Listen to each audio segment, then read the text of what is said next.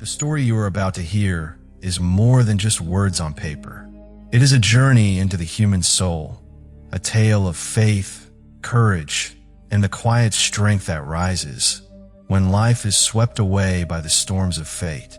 It was written by Mary Emily Ropes, a gifted writer born in 1842 in the quiet charm of 19th century Britain. She devoted her life to weaving narratives that touched the heart and lifted the spirit.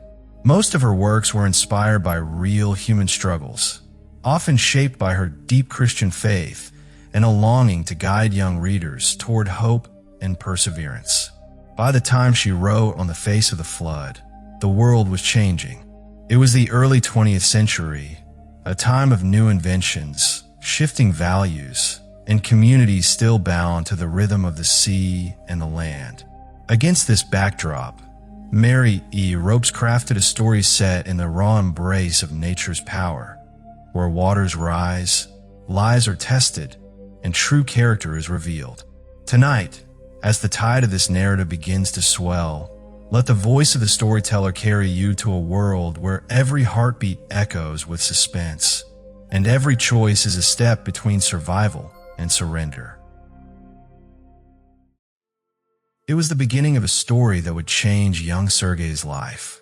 His face was drawn, his eyes shadowed by a weight he could barely carry. The concern did not escape Matvey Filippich, who noticed immediately the heaviness in the boy's expression, as long and grim as the handle of his own axe. Sergey seemed to be holding something deep inside, and it was clear that the trouble was not only new, but strange. He feared it carried with it a dangerous secret, one that might bring harm whether he uncovered the truth or not. Matvey, a man of steady heart and keen sense, knew that burdens grow lighter when shared. Yet, the forest was no safe place for confidences. The pines stood tall and silent, but in their shadows could lurk prying eyes, especially those of Sergey's uncle, Abram, whose habit of spying was well known. With gentle firmness, Matvey urged the boy to follow him to the safety of his home, where he and his good wife could listen and help decide how best to ease the child's trouble. The path wound deeper into the forest until, after a short walk, they reached a sturdy wooden house built from whole pine logs, each crack sealed with tarred tow. It stood among other humble huts belonging to woodcutters and raftsmen, but Matvey's home was different. As the foreman and paymaster of the settlement, his dwelling held 2 rooms instead of the single, all-purpose space the others shared. Matvey was in the prime of his life, a man of education and intelligence beyond that of most peasants. Sensible, honest, and trusted completely by his employer, he oversaw the woodcutting during the long winters, and in the spring, when the frozen rivers stirred and the melting snow swelled their flow, he directed the building and launching of the great timber rafts. Matvey Filippich Strogoff was not just a skilled foreman. He could read, write, and keep his master's accounts with perfect accuracy. More importantly, he had grown to love his Bible, studying it daily until its truths shaped his character. In that quiet, consistent way, his Christian faith bore fruit, making him a force for good in the rough, untamed forest where he worked. His wife, Kristina Ivanovna, was a steadfast partner in all things. When Matvey brought Sergey into their home, Kristina welcomed the boy warmly. She knew well the misery he had endured since losing his parents to cholera 2 years earlier, forced to live under the harsh care of his uncle, Abram Kapustin. Lately, Abram's behavior had turned even stranger. He neglected his duties, often disappearing for entire days without explanation. Matvey had nearly decided to dismiss him altogether. Kristina was not surprised, then, when her husband hinted that Sergey had come with a heavy burden to share. The boy's voice was steady at first, but the weight of his story gave it an undercurrent of fear. He explained how Abram's heart had not been in his work for some time, and how the man would slip away without anyone knowing where he went. Then came the strange events of the previous night. Sergey had been awakened by the sound of his uncle returning home, drunk. From his bed, the boy watched as Abram pulled a small leather bag from his boot and placed it on the table. A metallic chink followed, then a flash and a sparkle, as something rolled off the table into the dark corner near Sergey's bed. Abram, too intoxicated to notice, sat playing with handfuls of glittering treasures, letting them fall with a soft, golden clatter before finally collapsing into sleep. The next morning over tea, Abram suddenly asked if he had woken Sergey the night before. It was a dangerous question, but the boy remembered the lessons Matvey had taught him, that the children of God must always speak the truth. Gathering his courage, he admitted he had been awakened. Abram's anger flared, demanding to know what Sergey had seen or heard. The boy deflected calmly, mentioning only his uncle's drunkenness, which was no secret to anyone in the village. Abram's rage seemed to cool, but he left with a warning that Sergey should change his face and manner, or he would regret it. The moment his uncle was gone, Sergey searched the dark corner by his bed. There, in the dust, he found it, a heavy gold ring set with a single deep red ruby, glowing like a tiny flame. Inside the band, engraved in fine script, were the words, Yevgen to Elena. Matvey turned it over in his hand, his brow furrowing. Such a jewel must be of great value. But how, he wondered, had Abram come to possess it?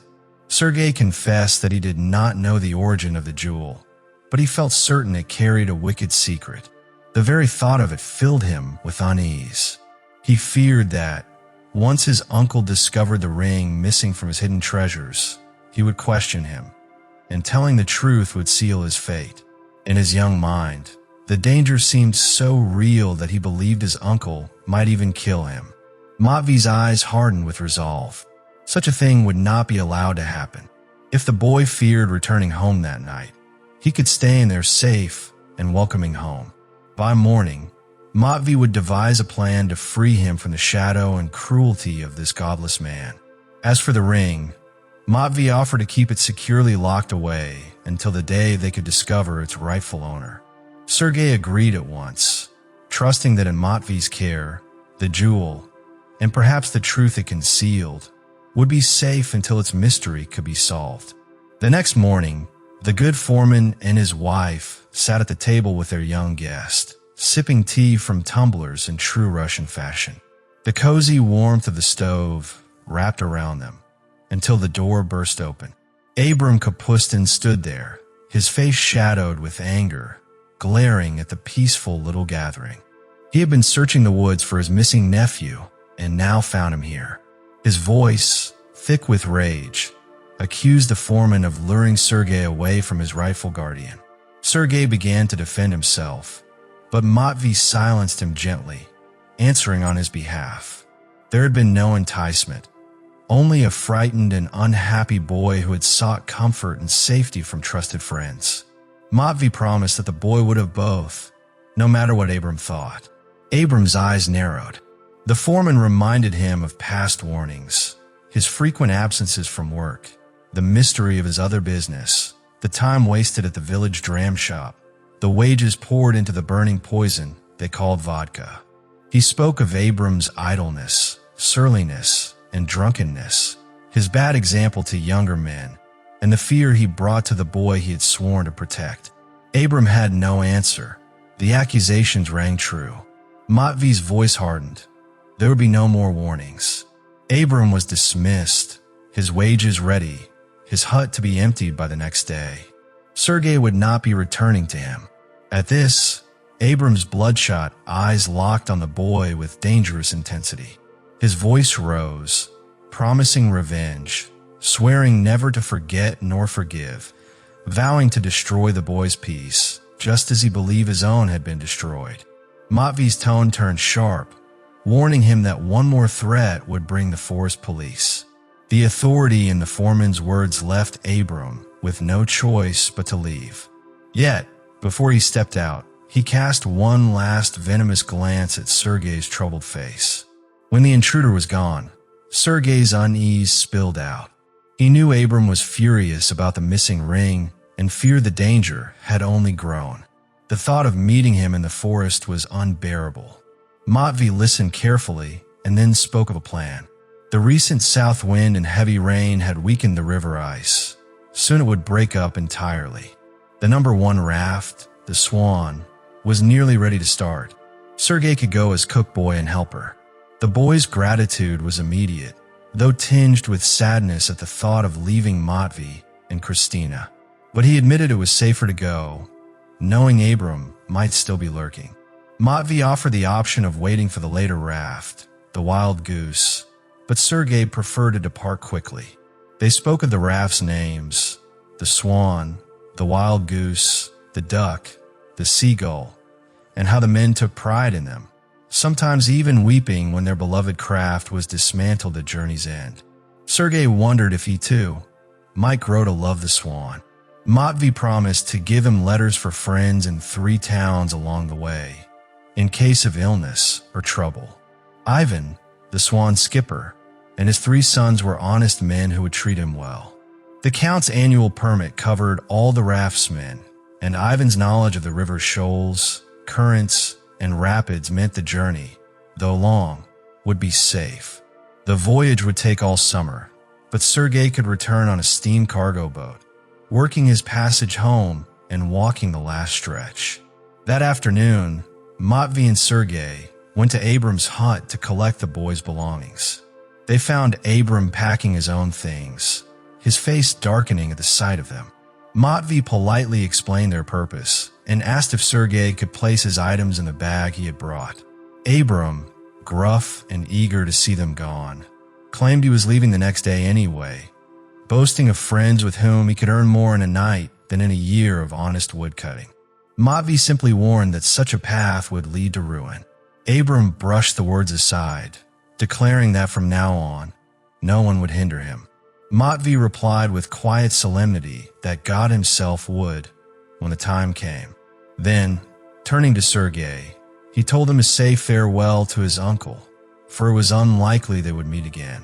Abram's mouth curled into a cruel, sneering laugh. There was a dark certainty in his tone as he declared he would see his nephew again. He spoke of a personal account to be settled, one he had no intention of forgetting or abandoning. The foreman, unflinching, suggested that if there was such a matter to resolve, it could be done here and now. But Abram refused with a mocking edge, insisting that such business between relatives was private. His words turned colder still as he promised the reckoning would come one day, or better yet, under cover of night, when he could settle his old scores without interruption. And, he added with venom, if anything remained of the boy afterward, the foreman was welcome to it. Matvey felt a chill at the malice behind both the man's voice and his eyes. Turning to Sergey, he urged him to leave at once. Life, he said, was far too short to waste in verbal battles with a man so hardened and dangerous. Without another word, he led the boy away, putting distance between them and Abram Kapustin's lingering threat. Never before had Sergey felt such intense interest in the finishing touches of a raft as he did with the Swan. Its construction had one primary purpose: to carry as much timber as possible in the smallest space, while ensuring the load could travel safely down the current. Achieving that balance, and securing the raft so it lay evenly upon the water, made the task far more complex than it first appeared. Upon the broad surface, a small but sturdy cabin had been built, holding only the bare necessities for the long, slow voyage. More supplies could be obtained along the way, but the essentials were already in place. Inside, space was tight yet remarkably well used. A small stove would serve to warm the crew, cook their food, and dry their clothes. A few low stools and a rough table formed the furniture. There were no beds. 2 shelves served as sleeping places, and if more than 2 people wished to rest, the floor became the alternative. Their provisions included a keg of sour cabbage for soup, herrings preserved in brine, great loaves of rye bread, a bucket of finished salt butter, and a box of buckwheat for porridge, a battered samovar, a chipped teapot, tin pots, wooden spoons, a couple of knives, and earthenware bowls completed the list, along with a pound or so of tea and sugar. All of these items, packed tightly, filled the little cabin. Days of warm sun had finished the work the rain and wind had begun. The ice had vanished, and the river ran full and swift. At last, the morning came for Sergey to say his heartfelt farewell to the foreman and his wife. He joined Ivan and the skipper's 3 tall, broad-shouldered sons on the deck of the Swan, ready to begin his long summer voyage. Under the blue sky and golden sunlight, with kind people at his side, fresh scenes ahead, and perhaps adventure in store, his heart felt lighter than it had in years. At 13, the future still looked bright. That first day, the raft glided at a steady pace downstream, and with moonlight bright enough to guide them, they kept moving through the night. The Swan held to the middle of the river, where the flood current ran strongest. On either side, the woods still carried patches of snow. Sometimes, Sergey glimpsed movement among the pines, a flash of fur, the shadow of an animal, and heard old Ivan mutter the names of creatures under his breath: wolf, hare, fox. The boy found the first night on the river Tahanka unforgettable for its novelty, mystery, and beauty. So absorbed was he that Ivan had to remind him of his duties, sending him to prepare supper. The journey remained calm through the next day, but by evening the weather turned. A strong wind rose, the sky darkened, and the river frothed where open water met the gale. Ivan decided they must moor for the night. The rocky stretch ahead required daylight for safe passage. At dusk, they tied the Swan close to shore. The men, wrapped in sheepskins, soon lay sleeping, 2 on the shelves, 2 on the floor. Sergey curled into a corner, but the cabin's air felt close and heavy. Longing for the fresh scent of the pines, he slipped outside without waking the others, stepped onto the deck, and from there onto a wide, flat boulder near the mooring rope. Sitting there, he listened to the wind whisper in the treetops and the steady swirl of water. The sounds lulled him into a deep sleep. How long he slept, he never knew. He awoke to a choking sense of danger, his mouth gagged, his arms bound tightly within his sheepskin. Strong arms carried him with ease, moving steadily across rough ground. At first too dazed to resist, he began to struggle, kicking and twisting in desperation. Then came a voice, harsh, low, and cruel, reminding him of a promise to meet again and of some imagined debt that would now be paid in full. The sound of that voice froze him. He had thought himself safe at last, beyond the reach of this man's tyranny. But Matvey and Christina were far away, and Ivan with his son slept on, unaware. Sergey's heart sank. There was no one to help him now. In his fear, the boy's mind turned where it always had in moments of deepest trouble. Though he could not speak the words, his heart formed a prayer to the Heavenly Father, trusting that even unspoken, it would be heard. That thought gave him courage. For what felt like 10 minutes, his captor carried him over uneven ground before stepping across a threshold in a sudden brightness. Sergey found himself in a large, barn-like building, surrounded by rough-looking men whose eyes lingered on him with curiosity. His gag was removed, and his captor's voice rang out to the group, boasting of how easily he had guessed where the Swan would be moored in such weather. He spoke with pride of finding the boy outside instead of in the cabin, and of keeping his vow to confront him again. Then, before the watching man, he accused Sergey of theft, demanding to know what had become of a certain jewel. It was no small wonder that Sergey stood for a long moment in stunned silence, paralyzed by surprise and fear. Yet, with a determined effort, he regained his composure, reminding himself that it was far better and far safer to be among several people than to be left alone with his uncle. Besides, as Matvey had once told him, he was never truly friendless, for the Heavenly Father had promised to protect his children who trusted him, just as he had protected Daniel in the lion's den and the three friends in the fiery furnace. When the demand for the missing jewel was repeated, Sergey steadied himself and firmly declared that he did not possess it, explaining that he had entrusted it to someone who would attempt to return it to its rightful owner. His uncle immediately claimed to be that rightful owner, insisting that the ruby ring belonged to him. Sergey countered that it could only be his uncle's if his name happened to be Elena, a remark that provoked laughter among the gathered men. The large man who appeared to be their leader even chuckled that Sergey had scored a point against Kapustin. Sergey went on to explain that the ring bore an inscription reading Yevgen to Elena, making it clear that it could not lawfully belong to his uncle. The leader, however, reminded him that in their world, might made right. They had once been oppressed and downtrodden, and now they themselves had become the oppressors. But Abram Kapustin was not interested in such justifications. He accused Sergey of hiding the jewel and asked permission to search him. The captain allowed the search but forbade any violence. Sergey calmly explained that his uncle had dropped the ring while drunk and that he had retrieved it and placed it somewhere safe. The search was thorough, yet no ring was found, confirming Sergey's account. The captain concluded that Elena must look elsewhere for her property, again drawing laughter from the group. Sergey then requested permission to return to his raft, explaining that his friends would miss him and be distressed. Abram quickly objected, warning that the boy might inform the police and have them all sent to Siberia. The captain replied that such a fate might await Abram regardless, but as for the boy, he would rather keep him, as Sergey could be useful to them. He then made an unexpected offer.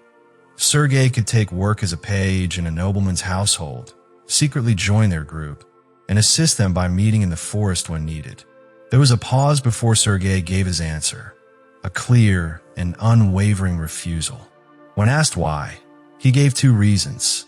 First, his journey on the raft had been planned specifically to escape his uncle, because life with him had been neither good nor happy. Second, his parents had raised him to be honest, truthful, faithful to God, and obedient to his will, values he could not maintain if he joined their band. The captain, amused, declared that he would not have Sergey even as a gift after hearing such convictions. He decided to send the boy back to his raft, freeing him from the company of his uncle. Abram protested again, but the captain dismissed his concern, pointing out that Sergey did not know their identities, and that their disguises during meetings would prevent recognition even if they crossed paths again. He asked Sergey directly if, given the chance, he would betray them and have them sent to Siberia. Sergey assured him he would not, for they had done him no harm. The captain accepted his word of honor and bid him farewell, instructing Abram to take him back to the river, with another man, Apollon, accompanying them to ensure the uncle caused no trouble. And with that, the three disappeared into the darkness of the forest. No one in the small raft house of the Swan ever learned about the strange adventure Sergey had that night.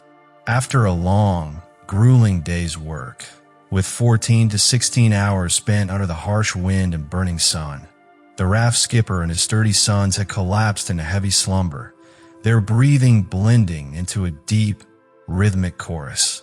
When the boy returned to the water's edge, left there by his uncle and the watchful Apollon, he slipped silently into the cabin. Not a stir came from the sleepers. Sergey settled into his usual corner without disturbing anyone. Exhausted from the day's events, his mind still reeling from the excitement, he too drifted into sleep, waking only when old Ivan gently roused him the next morning. That day brought Sergey a series of new experiences, many of them so strange and fascinating that the unsettling events of the night before began to fade from his thoughts. The river soon began to narrow, its waters changing into a fast, turbulent stream that rushed over rocks and stones, tumbling down a steep incline. Just above the descent, the men drove their long poles deep into the riverbed, anchoring the raft firmly.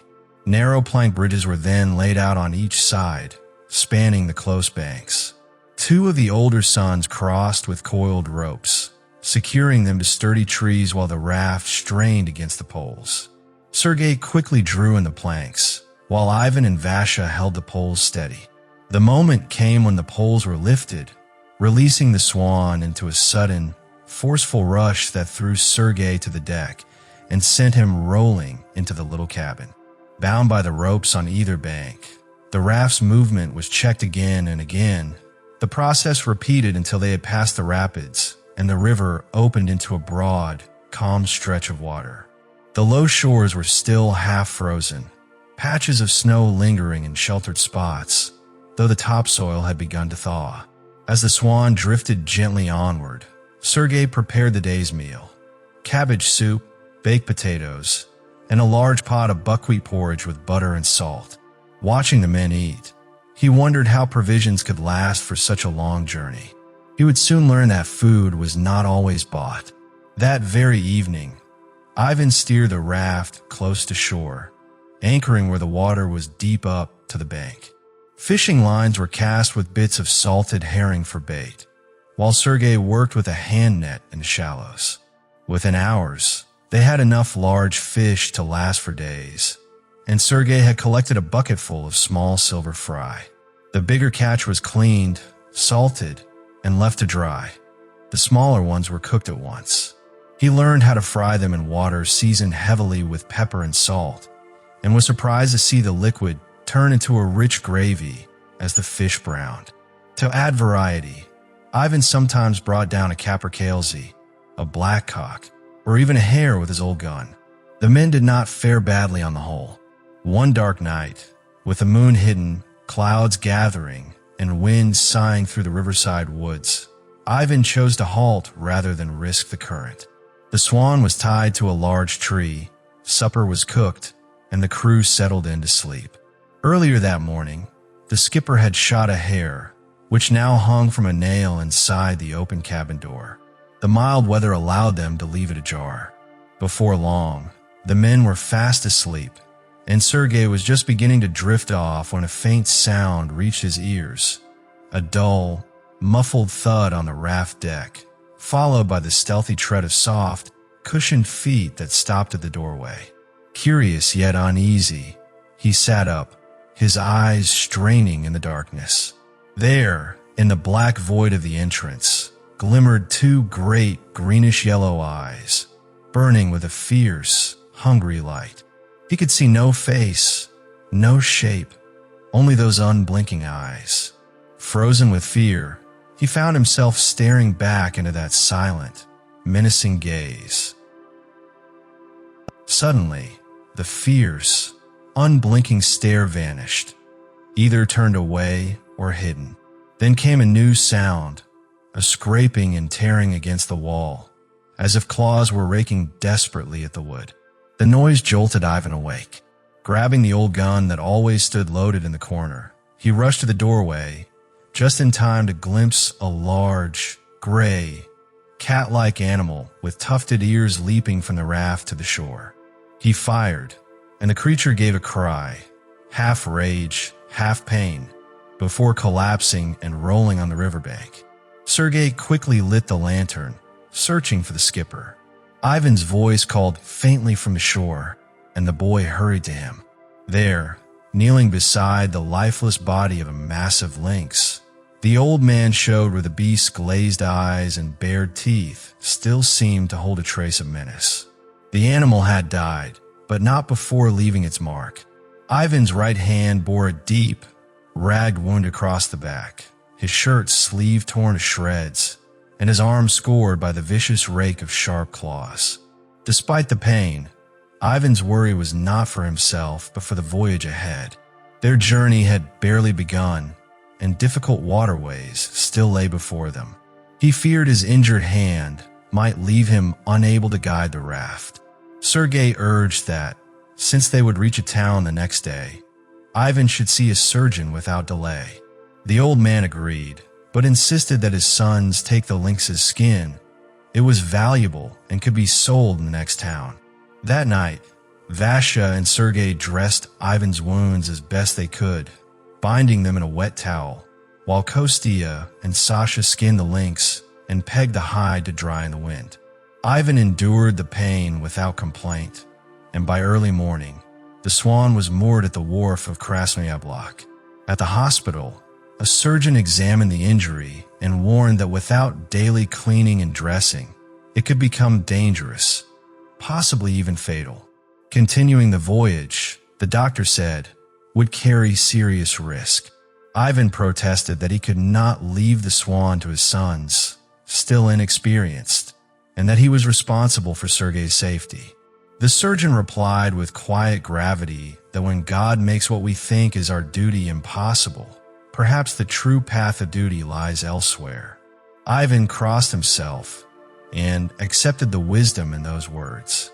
Still, the contract for delivering the rafts allowed only a narrow margin of time. Whether he stayed or not, the Swan had to go.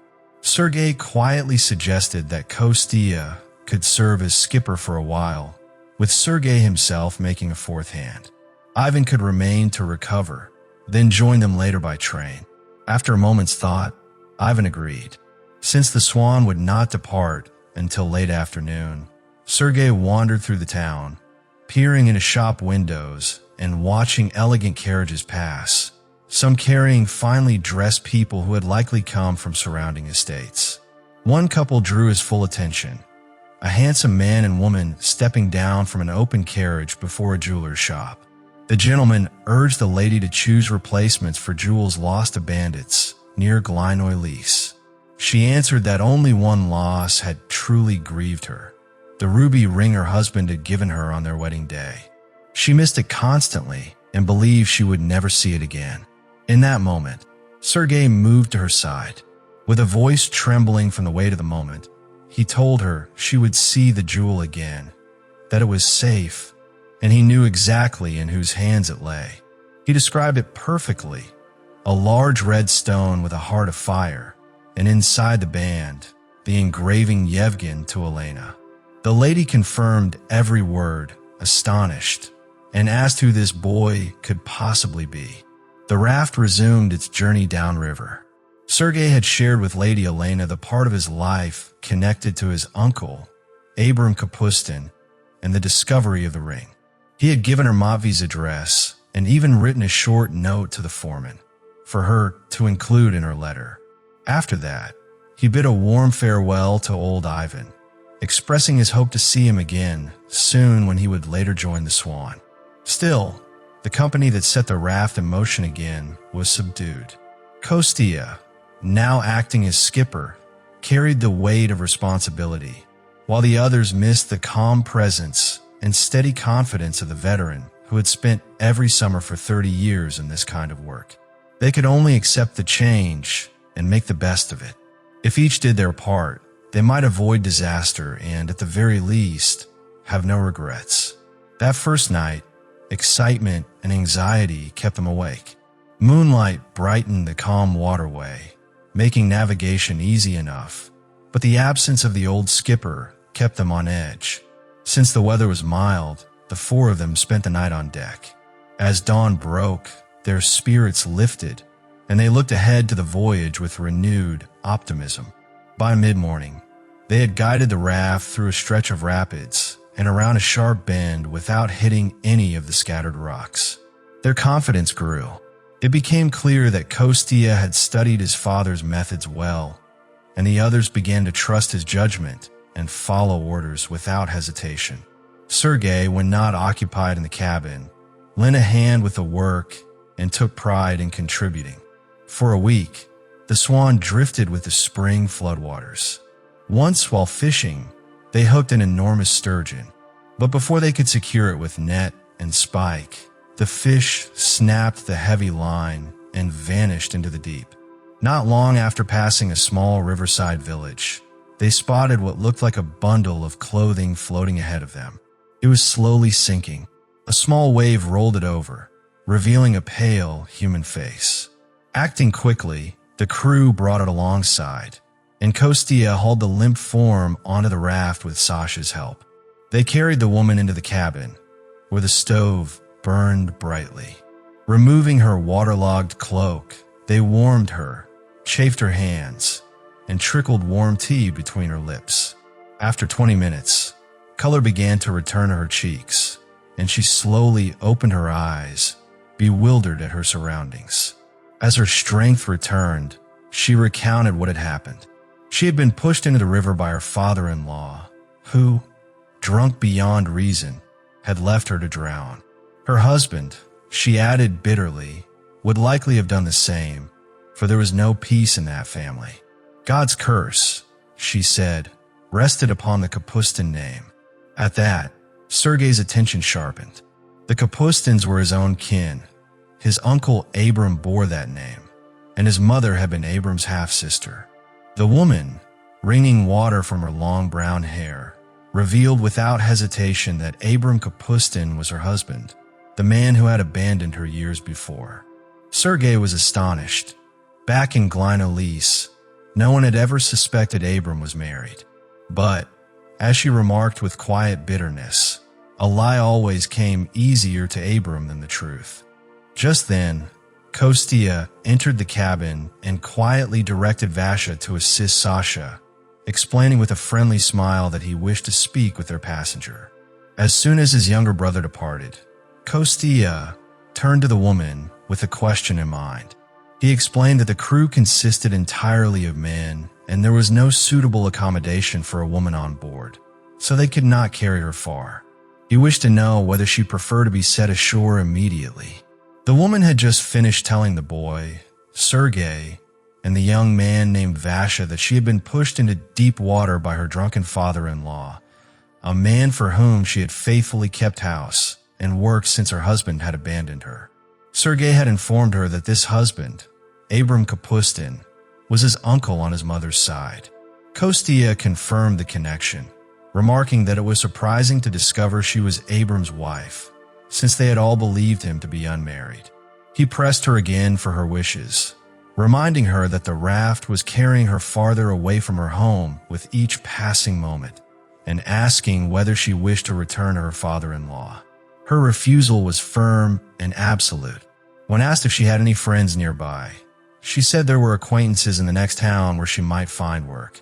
Kostya considered for a moment before explaining that their next stop would be the town of Krasnoy Pyol, which they would reach by about 9 that night.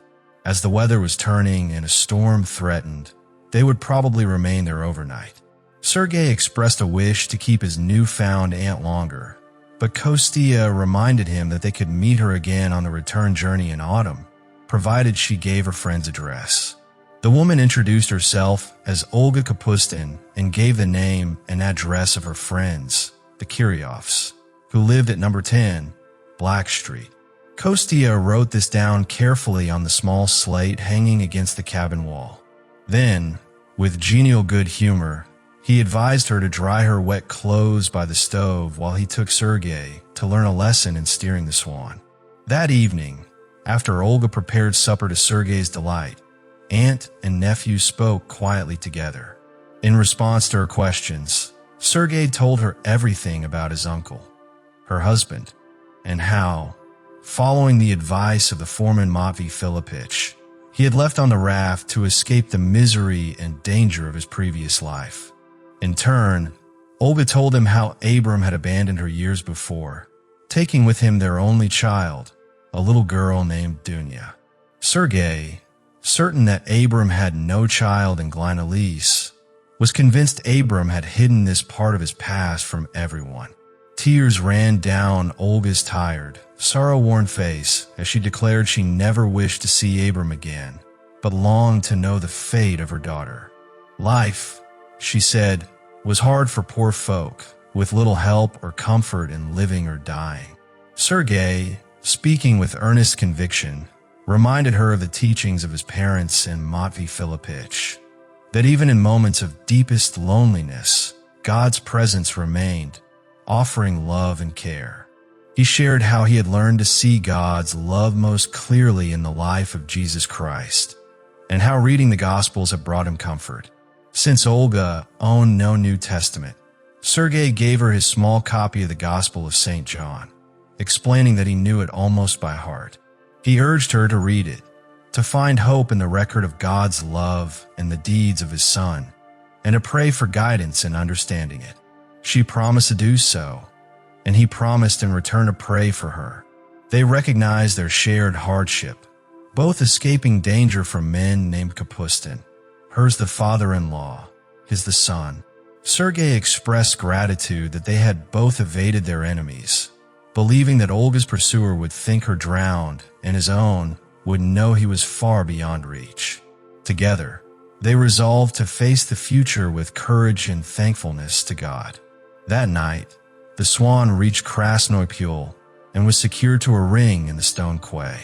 Olga, with heartfelt thanks, left the three brothers and Sergey to join her friends in the town, while the raftsmen and their cook boy, weary from the day's work, lay down early to rest for the labors ahead. It had been just about a week since the unsettling incident with Olga Kapustin when, drifting down to the landing stage of a quiet riverside village late one afternoon, the young raftsmen were met with a sight that lifted their spirits. A tall, gray-bearded figure standing on the bank. It was Ivan himself. The wound from the lynx bite had fully healed, and his spirits were high. His eyes lit up at the reunion with his three sons, the little cook boy, and most dearly his beloved raft, the swan. He had arrived that morning by train, coming down to the river in hopes of meeting them before they passed, grateful to see them all safe and unharmed. The swan, now fully reprovisioned for the voyage ahead, was just about to be unmoored when a wharf watchman approached Ivan, signaling for a private word. Rope in hand, the old man stepped ashore again. In hushed tones, the watchman warned him to be cautious. Timber had grown scarce in the area, and a certain Yefrem Isakov, owner of a sawmill downstream, had a reputation for acquiring wood by any means, lawful or not. Forewarned, Ivan promised to keep his eyes open and protect his raft at all costs. Before setting off again, both Ivan and Kostia noticed a slim, sharp-eyed youth standing some distance along the bank. His greasy cap was pulled low over his brow, and a vivid red scar slashed across his left cheek, an unforgettable face. Just as the raft began to glide downstream, the stranger vanished. The raftsmen silently drew their own conclusions. Ivan, sensing trouble, shared his suspicion. The youth was likely a spy working for Isakov, sent to assess the raft and report back. Isakov might try to seize the swan, but perhaps with quick thinking and extra effort, the crew could avoid a confrontation. The sons, united in determination, vowed to meet any challenge. The skipper explained the danger. The current here was sluggish, giving Isakov ample time to predict their arrival at an isolated bend in the river, a perfect spot for an ambush. One common trick was to stretch a stout rope just beneath the water's surface across a narrow channel. The submerged rope would snag the lower structure of the raft, bringing it to a halt. While the crew puzzled over the delay, men in a small boat would arrive, feigning helpfulness, and gradually steer the raft toward the bank where the rest of the thieves lay in wait. In moments, the raft would be dismantled and carried away. Sometimes, Ivan explained, raftsmen accepted bribes and strong drink to keep quiet, inventing tales of accidents in rapids or collisions with rocks. Other times, neither raft nor crew was ever seen again. Ivan's plan was simple but risky. Isakov would expect them to reach the bend in 2 hours, but if they could cut that time in half, they might pass before the trap was set. Once beyond the curve, the river widened and marshland lined the banks, making the rope trick impossible. The only way to achieve this was for 2 strong men to tow the raft from each bank, more than doubling their pace. Kostia and Sasha volunteered without hesitation. As a precaution, Sergey was given a vital task: position himself at the front of the raft with Ivan's large hunting knife. Should the rope appear earlier than expected, he was to slice through it instantly, allowing the swan to surge forward without delay. With the plan in motion, Ivan guided the raft to one shore to set Kostia in place, then to the opposite bank for Sasha. The towing ropes were fastened tight, and the brothers braced themselves to pull with all their strength, while Sergey crouched low, knife in hand, ready for whatever lay ahead. Yefrem Isakov of the sawmill knew well enough that none of the usual tricks would deceive an experienced skipper like old Ivan. The spy had likely seen the clever raftsman join the Swan at the last stop and had reported it to his master. Together, Isakov and his men devised a new scheme, one they believed could not fail. Meanwhile, the Swan, towed at a steady pace by Kostya and Sasha, reached a narrow section where the river began to curve. No hidden rope lay beneath the water to block their way. The towing men were meant to board just before the bend, as they would be needed to work the poles and steady the raft against the swirling current. But before either son could climb aboard, a desperate cry echoed from around the bend, out of sight from the raftsmen. The voice screamed for help, claiming to be drowning. Alarmed, Kostya and Sasha rushed toward the point of land forming the curve of the river. Without their aid, Ivan, Vasha, and Sergey struggled to steer the heavy raft through the rushing waters. The Swan scraped hard against a rock, and Sergey nearly toppled overboard, saved only by the old skipper's quick hand. As the raft cleared the bend, those aboard, and the two brothers on opposite banks, spotted a man thrashing in the water. Both young men prepared a leap to his rescue. But as the man's face turned, the scarlet mark on his cheek became visible. In that moment, all realized the truth. The supposed drowning man was the spy, feigning distress. Kostya signaled to his brother not to act, calling for their father to bring the raft close enough for them to board. Yet before Kostya could leap, a noose cord flew from the shadows behind him, tightening around his arms and shoulders. At the same instant, Sasha fell, seized in the same way by unseen attackers. Bound to nearby pine trees, the brothers were rendered helpless. Others used long poles with hooks to pull the Swan to shore, overpowering Ivan and Vasha and binding them as well. In the chaos, Sergey went unnoticed. He slipped away, hiding until the attackers moved off with their captives. Following at a distance, he trailed them through the woods until they emerged into a clearing where the sawmill stood beside a house and a shed. There, the prisoners were locked inside the shed with a heavy bolt. The raiders entered the house, and soon a ground floor room glowed with lamplight. Sergey crept close, finding one clear patch on a dust-covered window. Inside, he saw the entire gang gathered around a table set with bottles of vodka. At the head sat a middle-aged man with a hard, wicked face, Yefrem Isakov himself. The rough men surrounding him were clearly the sort to obey his commands without question. In such remote places, crimes often went unpunished. The police were few, poorly paid, and easily bribed. Hidden in the darkness, Sergey observed everything. Isakov boasted about the night's capture.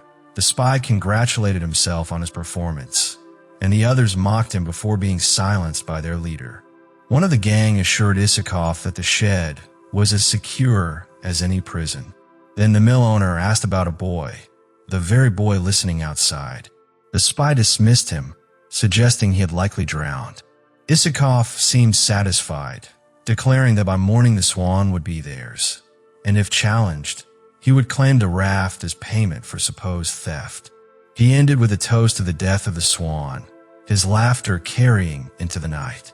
Sergey waited patiently, watching through the dim light until the heavy fumes of vodka had finally overcome the men inside. One by one, they slumped into helpless sleep, many of them snoring heavily. Only then did he feel it was safe to abandon his anxious vigil at the window and quietly slip down toward the shed. Moving with extreme care, he eased back the bolt without making the slightest sound. Inside, he revealed himself softly, letting the captives know who he was, and quickly set to work cutting their bonds. He urged them to remain still and follow him down to the riverbank, assuring them that the Swan was waiting, untouched. The men rubbed their stiff, swollen arms as they crept out of the shed, keeping close behind Sergey until they reached the water's edge. There, just as he had promised, the raft lay secure. Isakov had been so confident in his hold over it that he had not removed a single thing from the cabin. With quiet urgency, and in a constant undercurrent of fear, they boarded and loosened the raft from her moorings. As they pushed off into midstream with the boat hook, the old skipper broke down, sobbing like a child, and his son's tears joined his in unison. Sergey, however, was too overcome with gratitude to cry. Kneeling bareheaded on the deck, his heart overflowed with thankfulness as he silently prayed. He recalled the stories of deliverance from Scripture, the rescue of Daniel from the lions, the 3 young men from the fiery furnace, Peter from prison, and David from the giant, and gave thanks that they too had been spared. The men's husky voices joined together in quiet agreement, and Sergey, opening his eyes, saw them kneeling in reverence, realizing that his prayer had spoken for them all. He soon reminded them that they must be hungry and, feeling the same himself, went into the cabin to prepare supper. By the next day, they reached a large, sprawling village where they purchased butter and vegetables. Ivan sought out the village elder to recount their narrow escape and urged him to telegraph the authorities in the nearby town, warning them to prevent such dangers from recurring. He explained that other rafts would be traveling soon, and without assurance of safety, a formal complaint would be made at the capital to see Isakov and his men arrested. The elder promised to act promptly, taking note of the sawmill owner's name and address. With preparations complete, the Swan was about to set off again when a woman and a young girl, about Sergey's age, hurried down to the riverbank. The woman asked urgently where the raft had come from, and Ivan replied it had traveled from far upriver, from a forest settlement called Gliner-Lys. Hearing this, she inquired if they had ever met a man named Abram Kapustin. Ivan confirmed that he knew the man, though not fondly, and the woman began to explain. Years ago, Kapustin had come to her small village shop with his young daughter, Dunya, asking to leave the child for a short while as he conducted business. He reluctantly left a bundle with her for safekeeping, removing certain items before handing it over, and walked away without thanks. She had never seen him again. Ivan believed her immediately, knowing Kapustin's reputation, and noted that the girl bore no resemblance to her father. The woman, who had grown to love Dunya, now faced poor health and could not continue to support her. While her married sister was willing to take her in, the girl would not be welcome there, leaving the woman unsure of what to do. Ivan and his crew assured her she would not be sending the child back to her father, especially since he was no longer in Gliner-Lys and his whereabouts were unknown. Sergey suggested that Dunya could be taken to her mother in Krasnoy Pyul, with the Kiryov family on Black Street. Astonished, Ivan asked how he knew this, and Kostya explained that the matter had occurred while he had been skipper, and they would tell the full story later. Ivan then advised the woman to take Dunya to her mother, wishing her well as they prepared to depart. From there, the journey continued through more civilized regions, free of major trouble. Once, they were nearly run down by a passing steamer. Another time, while moored to the bank, a runaway horse leapt onto the raft, splashing off the opposite side into the river without harming anyone. The rest of the voyage was uneventful, even monotonous, and the small crew was relieved when they finally reached one of the larger cities. There, they delivered the raft to its rightful owner and, eager to return home, boarded the first cargo boat heading a few miles upstream. The journey homeward passed quietly for the raftsmen and their young cook until they reached Krasnoy Pyul, the place where they had left Olga Kapustin. They were to remain there for a day before boarding a cargo boat that would carry them farther upstream. While the younger men visited friends, Ivan and Sergey decided to use the time to search for number 10, Black Street. As they neared the small house, they spotted Olga in the garden, cheerfully washing clothes in a large tub. Beside her stood a pretty 13-year-old girl with short, curling flaxen hair, busily wringing out laundry over another tub before rinsing it in the river. Sergey rushed forward, embracing his aunt with warmth and joy. Olga, smiling brightly, introduced him to his cousin Dunya, explaining how grateful she was to have her daughter back and suggesting that Sergey consider her as a sister, for cousins could be the next best thing to siblings. While Sergey and Dunya wandered off together, Olga shared her own story with Ivan, who listened with growing indignation. He promised that Abram Kapustin would not escape justice once they returned home. Before parting, Olga asked Ivan a favor. On his way upriver, could he inquire after her younger brother, Apollon Gorlif? She explained that Apollon had once served as a footman in a noble household farther up the river, but she had heard no word of him for a long time. Her voice betrayed worry, fearing he might have fallen into bad company or suffered misfortune. Ivan assured her he would make inquiries, noting that footmen of great houses were often known in nearby towns. She told him the names of his former employers, Count Yevgen Orlovsky and his wife, Elena, names that stirred a quiet recognition in Sergey, connecting yet another thread in his strange series of adventures. Before the Swan departed Krasnoypul, another raft from their company stopped for provisions, bringing startling news. Abram Kapustin had been caught breaking into a house about 20 versts from Glinoy-Lys. He and 2 accomplices have been arrested and sent in chains to a larger town for trial. Sergey remembered how Matvey Filippich had once warned that God would one day halt Kapustin's wickedness. Now, it seemed that warning had been fulfilled. Sergey felt relief knowing his uncle would no longer be in Glinoy-Lys when he returned. Still, he was curious to learn about the men who had been arrested with him. Ivan shared that one of them was a tall, fine-looking man, better educated than most, who had served as an outdoor steward on a large estate, but had betrayed his position by stealing from both his master and others. Sergey recognized the description instantly. It matched the captain of the bandits. Silently, he hoped that Apollon was not among the captured, for such news would surely break Olga's heart. But Sergey kept these thoughts to himself, remembering the importance of holding his tongue. Later, when the Swan reached the large town where Sergey had once met Count Yevgen and his wife, he hoped to explore again. But the small steamer that would take them farther upstream was leaving within the hour, so Ivan and the crew remained on the quay, speaking with acquaintances. Standing alone, Sergey felt a presence at his back and heard someone ask if he knew how soon the steamer would depart.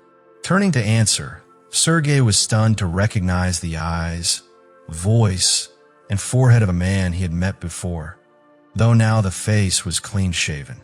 It was Apollon. In a low, urgent voice, Apollon pleaded with Sergey not to betray him. He confessed that since the night they had both witnessed, he had turned away from wrongdoing. That night, seeing Sergey's courage, he had realized that if God could grant such strength to a child to resist evil, he could also give it to a man who truly asked. And so, Apollon had prayed, found the strength to leave the criminal life behind, and never return to it. The two exchanged brief but heartfelt words. Apollon promised to write to his sister after hearing of her well-being, then hurried off to collect a box from a store. Sergey, gladdened by the meeting, watched him go.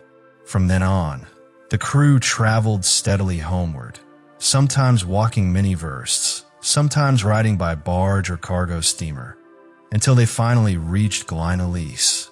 Their return was met with a warm welcome from all. But the best moment for Sergey came when Matvey Filippich and his wife Christina told him that from then on, they would be his parents and their home his own. When Sergey recounted his adventures aboard the raft, Matvey reminded him of the lessons he had learned, chief among them, that anything is possible if it is a duty, and that out of evil, God can bring good to all who trust in him. And so, Sergey's journey upon the waters came to its gentle close. The river had carried him through danger and deliverance, through moments of fear and moments of joy. He had met strangers who became family, faced darkness that tested his courage, and returned home with lessons etched deep in his heart. Life, like the river, can be unpredictable, sometimes calm and glistening under the sun, sometimes rough and full of hidden currents. But Sergey had learned that when duty calls, it must be answered, and that even in the shadow of evil, there is always a light that guides those who trust.